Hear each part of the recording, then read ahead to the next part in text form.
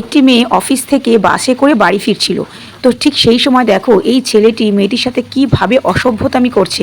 মেয়েটি কিন্তু প্রোটেস্ট করতে পারছে না, অস্বস্তি বোধ করছে, আর ছেলেটি কিন্তু পিছন দিক দিয়ে কন্টিনিউয়াসলি তার সাথে কিন্তু খুব বাজে ব্যবহার করলো তার সাথে। মেয়েটি বাস থেকে কিন্তু নেমে গেল তার যখন স্টপেজটা আসলো।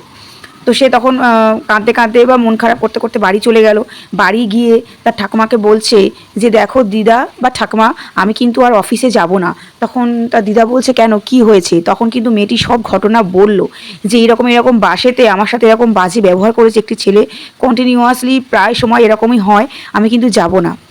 আজকালকার দিনে এই ঘটনাটা কিন্তু কোনো গল্প ঘটনা নয়, ঠিক আছে?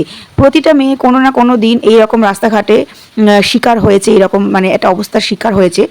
আমি নিজেও এর একটা প্রমাণ যে আমার সাথেও এরকম অনেক কিছু ঘটনা ঘটেছে, বাসে, ট্রেনে, ভিড় ট্রেনে বা ভিড় বাসে, এরকম আমার সাথেও প্রচুর ঘটনা ঘটেছে। এর থেকে মুক্তি পেতে অন্য কিছু করার নেই, প্রোটেস্ট ছাড়া আর কোনো উপায় নেই, কিন্তু প্রতিবাদ করতে হবে। সাথে সাথে যখনই কোনো কিছু হবে কিন্তু প্রতিবাদ করতে হবে। তার পরের দিন সকালে ওর ঠাকুমা বলল একটা গল্পের বই পড়তো।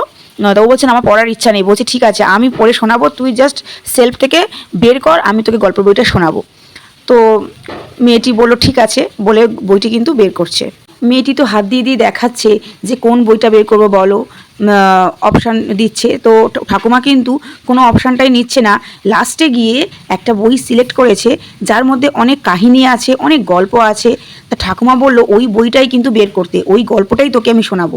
অ্যাকচুয়ালি তার নাতনিকে সাহস জোগানোর জন্যই কিন্তু এই বইটি তাকে শোনাতে চাইছেন তিনি।